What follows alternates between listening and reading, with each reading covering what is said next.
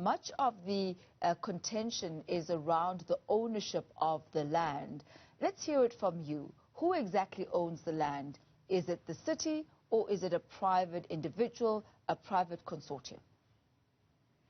Okay, thank you very much for having me in the show, Tammy, and greetings to the viewers as well. Well, just to give a brief background on what had happened, the city is privately owned. The owners of the land acquired this property around 1995, if my memory still serves me well. But during early 2000, I think it was around 2003, when the mayoral committee at the time took a resolution to expropriate the land for the public use on a willing buyer, willing seller process. So then the city embarked on that process up until 2016, where when I came in as also a councillor in 2016, I found that the city was still in that process of acquiring that said property through the mayoral resolution of the mayoral committee of 2003. So in that process, when the city was in a process to acquire the land, there were a lot of engagement that had transpired between the land owner, JPC, which is a Johannesburg property company that acquires properties on behalf of the city of Johannesburg, and the property owners, which is NEMFU. So in that process, the city then was able to acquire the land, and the said property was registered under the city's name. But then former mayor, Mr. Herman Mashaba, then suspected that there were irregularities in the process. Hence, he then requested for a forensic investigation. So the GFIS, the unit that is within the Department of Housing that conduct forensic investigation for council, then embark on a process to investigate. So when they were in the process of investigating, then the people that own the land took us to court to contest the expropriation, and the city did not defend at the time. I was still not in the mayoral committee by then. I was still a councillor, but fortunately I was still serving in the Section 79. We had then requested for the report to say we need to know as to what informed the investigation and why then the then mayoral committee decided that the matter must be investigated, whereas the said property was registered under the city's name. So in that process of the investigation, then the city could not defend itself in court when these owners took us to court, which then translated to the court to give, to reverse the expropriation, and then subsequently to that, the land was then registered back to the previous owners. So as things currently stand, the property which is in question is not owned by the city of Johannesburg. It is privately owned because the city did not defend itself when the private owners took us to court. And who are the private owners? Well, it's NEMFU. It's NEMFU consortium. And what is it that they plan to do with this land? Do you know? Well, because I last year, you know, I had the privilege to meet with the owners because after we had launched a project for temporary accommodation in Rabie Ridge, we said the solution for us to address the issues in Rabie Ridge and the Greater Ivory Park at large, the solution is that portion of land.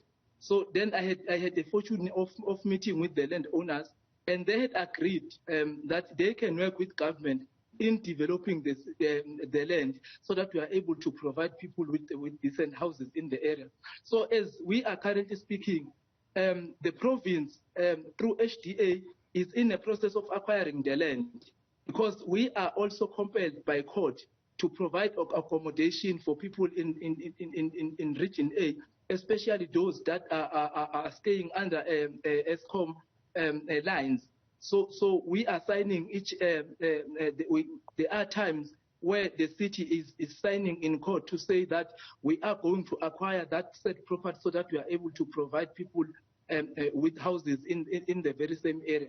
So the province is in that process, and they've set aside the last engagement that we had with our lawyers last week and even today.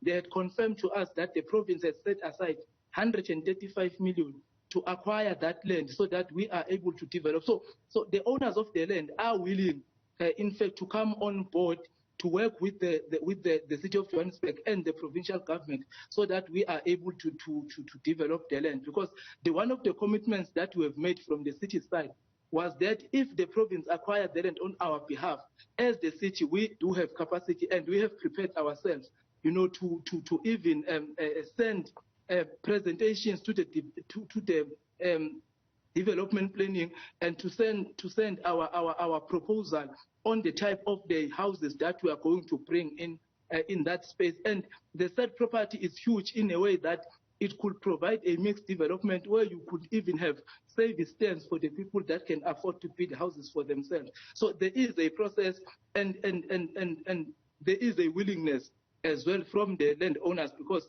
I have personally engaged with them to say, guys, please, this is the only solution that we have that could assist us in addressing the issue of houses for the region A and the entire informal settlement that are situated under ESCOM 72. So with the current discussions that you're having with NEMFU Consortium, what is the arrangement? You spoke of a partnership. Is this an issue of the city buying the land back from the consortium, or is it an issue of a co-development? So you'd end up having a private-public partnership in the development of that land. What is the line of the discussions? Well, we are still in those engagements, but the priority for us as the city, is to have the development that will be able to cater for our residents that are really in need of housing. So those people that cannot afford to buy themselves houses, and those people that cannot able to afford to build their own houses. Hence, we said the mixed development houses will be the solution in the area, because we must be able to accommodate everyone that is in need of houses. Those that do not qualify for RDP giveaway houses, that can afford, to buy them, to build the houses for their own families, but do not qualify for bonded houses. So we need to cater for those people as well. We've got a very limited amount of time, and I just wanted to find out, before I let you go, MMC, what are the time frames that we're talking about here? When can people actually expect any sort of housing developments to be seen in the area for the use of communities in Rabie Ridge? Well, for time frame, it will be very difficult to preempt, because we still have to conclude the sales agreement, and our lawyers are working on that. Even today afternoon, there is a meeting between the Department of Housing and the provincial government, and I believe the landowners will be there as well, and ESCOM is on board, because they are the one that had took us to court so that we are able to relocate all those people that are under power line. So we are compelled, because we had requested that this case be run through case management, where we sit down around the tables with all the affected parties and agree on an amicable solution. So we dare not fail our residents. And at the same time, we need also to respect the processes that the ESCOM has agreed upon in terms of case management, and also the judge that is facilitating all that processes. So we are compelled, by lots of resolutions, and we want to make sure that we satisfy all the parties that have come on board to assist us. So we are going to make sure that we are provided houses for people of Region A, and we are going to make sure, working with the province and the HDA, that we acquire the said property, because there is Mr. willingness. Mabaso, let me ask you, with the investigations that took place under Herman Mashaba in the city of Johannesburg, what are the irregularities that were perhaps found from the investigations that led then to an eventual reversal of this particular sale?